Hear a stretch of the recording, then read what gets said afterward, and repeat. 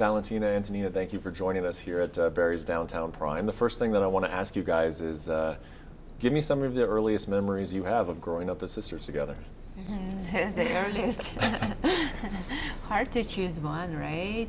But I would say every time it was kind of like I felt the constant support from Antonina, because it's like she already passed some like experience she already had, and I just starting my way in martial arts.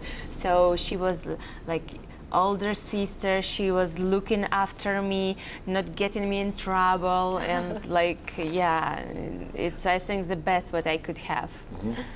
But yeah, of course, she's my little sister, and so our mom, when she wanted ask her daughter to be the same like her in martial arts, she brought us to the gym of our coach Pavel, and first me, because I'm older, and then when Valentina like was about 5 years old, yes.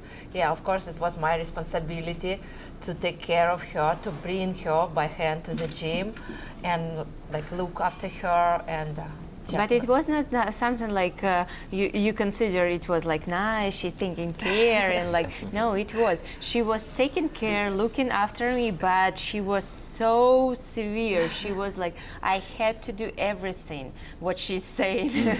So she was, because, yeah, it's kind of like growing up in Kyrgyzstan, because we have all this like respect to the older people, the older, even like if you're older 1 month, you have to have all the respect, right? Yes. And more that martial arts putting that respect on you for the for example, she was higher ranked at that moment. Yeah, she already had her belt, and yeah, that's why it's like double feeling, double respect what I had to have to her. That's why it's always was like, she's saying, I'm doing it. It was it was different kind of take care.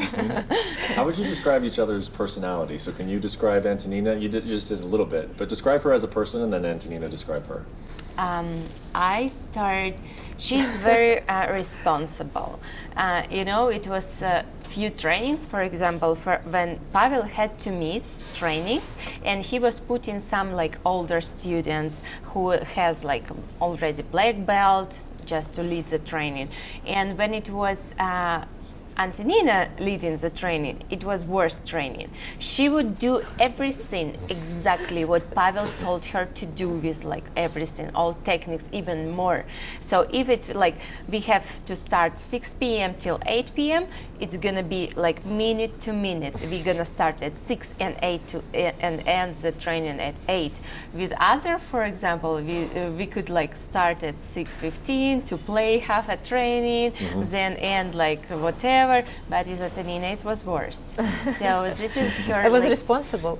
This is what I For want to you. say. She is like very responsible, and when she starts to do something, for example, now she is doing aviation, and it's like take her all attention. She is so deep in there, and it's like step by step. She wants to do everything right, everything like perfect, the way she can do it, and this is a like major quality of her nature. And Antonina, how about Valentina?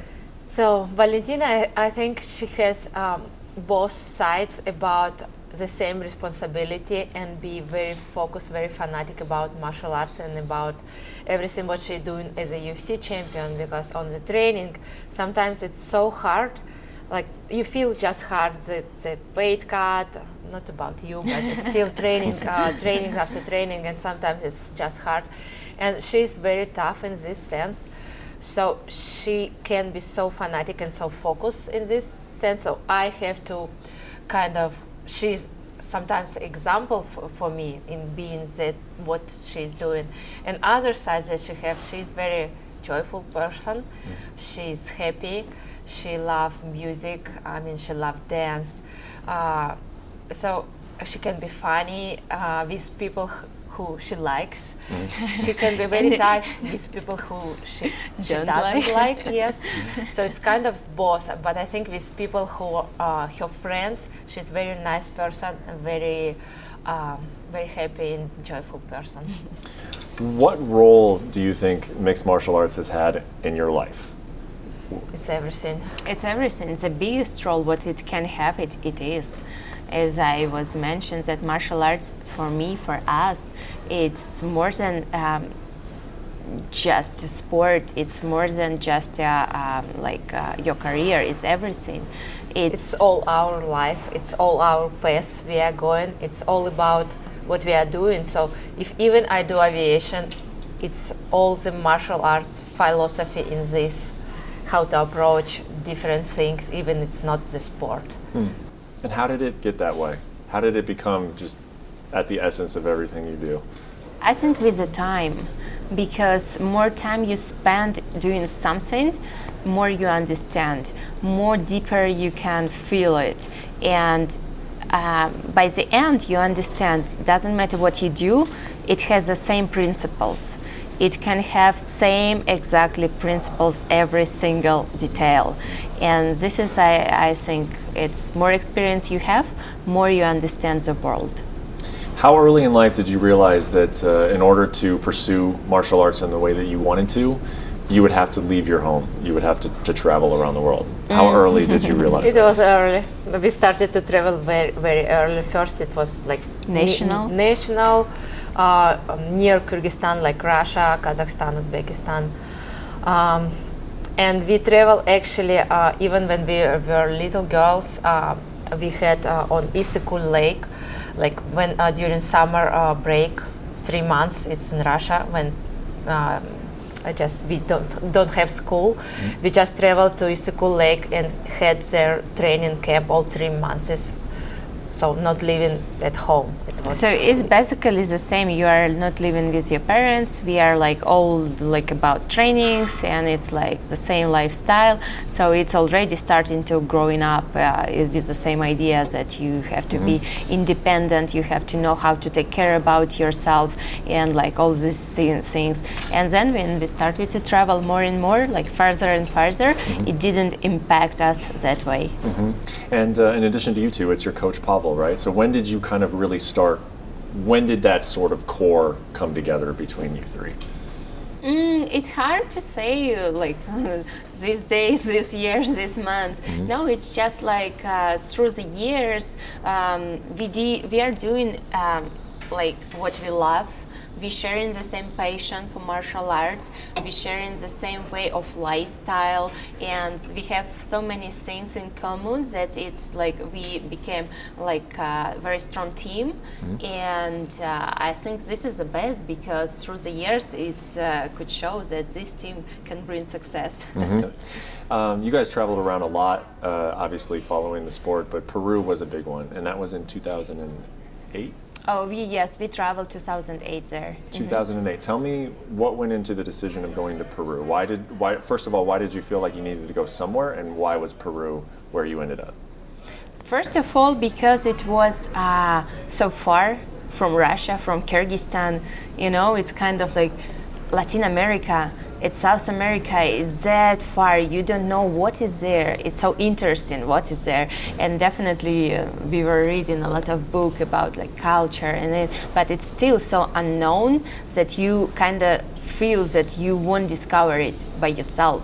Not only by movies, not only by like documentary films, but also live this experience like in life. And we just thought that it's gonna start with 6 months travel, and we were thinking that going from one country to another country and like have all these months in all South America. But I don't know, accidentally or no, we choose Peru like a first country to stop, and we traveled there. And since there, we had like just people there. They wanted, when Valentina came there, she was a 5-time world champion. And people, they just they wanted to start to learn this Muay Thai because it was kind of more style of kickboxing Muay Thai. But when Valentina came and with Pavel, of course, they did some seminars. They started to teach, and people they wanted to learn. They kind of were hungry to learn, and And So- we started to travel from one city to another city and starting to discover Peru. And we really like this country, the food, the tradition, the People. different weather, the different climate. Because Different nature. I Yeah. mean, Lima is the coastline, right? There is jungles also, Amazon River. It's Mountains, absolutely totally altitude, different yeah. wild world, and mountains in Peru. So it's you can have everything you wish. If you need to train in altitude, you can go, for example, in Cusco, in Puno. If you want to fight like in the tropical or like to have training camp, you are going to Amazon. And we spend a lot of time living in Amazon River. Actually, we lived between capital Lima and Amazon River. Our like village, it was 30 minutes by boat from Iquitos, so it was wild place where you are when you are coming there. You know, there is no the things like modern electricity. civilization, modern civilization, and your first 2 days you're like feeling weird, but then you are just completely disappear on the nature, with the nature, and you feel so unique, and you just don't want to leave. You just want to stay there and train there and forget about anything about the other world. It's different world over there. I think Amazon River jungles is just one of the little places that we have now that's totally out of society, and it's totally like wild. For Sometimes you need it. All fighters need this wild side of themselves just to forget about comfortable gyms, about comfortable mats, and go and It's so train on the romantic. field. We did this travel on the lanchas, they called the boat with hammocks. We did the travel. We traveled to all Amazon River from one ocean to another ocean. We started in Belém, in Brazil, like during 20 days, Yes. we did this travel in hammocks to Iquitos, and it was so cool. Yes. Where do you think this sense of adventure comes from, you guys? Because I feel like a lot of people would hear that and they say, I want to do that, but then for whatever reason they don't do it. So where does the sense of adventure or freedom come from that allows you to do it? It's understandable why they are not doing it, because any travel, even the most comfortable travel, it's bring some kind of stress, because it's new situation, it's new relationship between people who you don't know, and every time it's going to be something. It's always something unknown and different. And people just afraid, and To something different, they cannot just don't want to accept. But you know, the best what travel can bring, it's to see how the people live, to see what they're doing, what they're eating, to see their culture, and it's give you understanding of the whole of everything. You can living in one condition appreciate it, and living in another condition thinking like, oh yeah, so good that I have mine like own place to live. But definitely it give you, it's bring you the travel, it's bring you so many like feelings, and it's like so good memories. Each travel it's bring more experience to your life, and I would not change it for anything. Yeah, and it definitely started from the early age, from the beginning. I mean, from the education, because when we started travel with Pavel, it was his philosophy. The traveling, it's just opening your Mind. your eyes. You just different people. You start to be different person, and of course, our mom, she was just supporting all this traveling and discovering places and everything else. So I think it just very depends on how when the child is just like 8 years old, how parents will educate the child. If they put this that traveling is good and you always travel, so child growing up is already knows this is good, he likes it. If not, he kind of afraid of it. So it's definitely dependent on the family, on the people around you, where you grow up.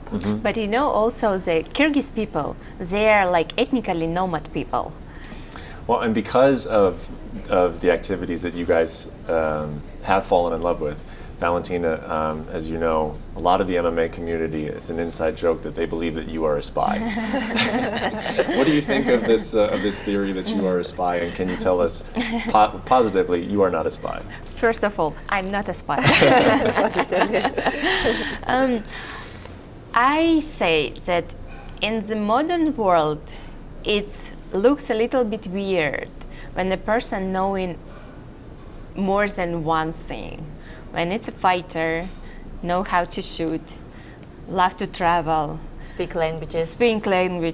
and they're like, oh, something wrong with this thing. But no, it's just desire. It's just like want to learn more, because we have to educate ourselves as much as we can. It's not time to stop, never to learn. We can learn like all our life, and this is the best what we can do. We cannot waste the time. I mean, we just have one life, and it passes like very fast. I just trying to invest in myself, in my education, not in things, in my education. I asked you guys in the beginning what it was like to grow up with each other as kids. What has it been like to go through the experience that you have? And you know, me and Valentina were talking earlier about how you know, back in your home, there are a lot of fighters who would want to do this. They just haven't been able to travel and get sort of the exposure and the experiences they need to further their fight career. You guys have done that, and you've done it together. But what does it mean? What does it mean to do it sort of as a team and not just an individual? It's absolutely great, and I think that me having my sister like a friend and like a partner, like a martial artist who understands me and can support me in any time when I need this support, it's very important, because you feel you're not alone. And sometimes her example when she continued like on the training or somewhere gives me more strength to continue. And this is everything actually. And I think that when people they are just alone and trying to do things, It's like harder. It's very harder, hard. definitely, because sometimes you need advice, sometimes you need support, sometimes you need just a strong word with a like kind Strong of kick. push. Strong kick. Just like, oh, what are you doing? Just do it, because Yeah, like, sometimes people getting lazy and somebody just have to push them. and when you are like moving with your team, who you can trust, who you can believe, rely on, it's I think this is the like key for success. Do you think, and it's probably tough to answer because I mean you're sisters, you love one another, but do you think you could have done it without the other one? If you No. were an only child, or if you didn't have a sister, No. could you have made it? I there? can't imagine No. this. We started too early together and doing this together, so I cannot imagine how it would be different. It would be different totally, and I definitely say it's going to be totally different the way what we are having right now. And I could not do it without Antonina. I could not do it without Pavel.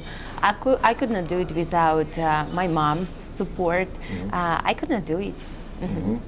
So, what do you think life is going to look like when you do stop fighting? You've been, the three of you, traveling around the world, chasing fights and martial arts forever. When you decide that we're not going to actively fight anymore, what is that going to look like? Sometimes I think it's just I'm going to spend all days just eating,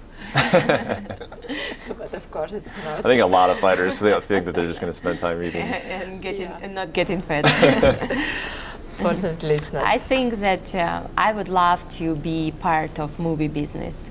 I would like to make movie. I cannot wait when the movie with Halle Berry of her directional debut gonna be like live and see how it's turned out, because I'm the main opponent of her in the movie.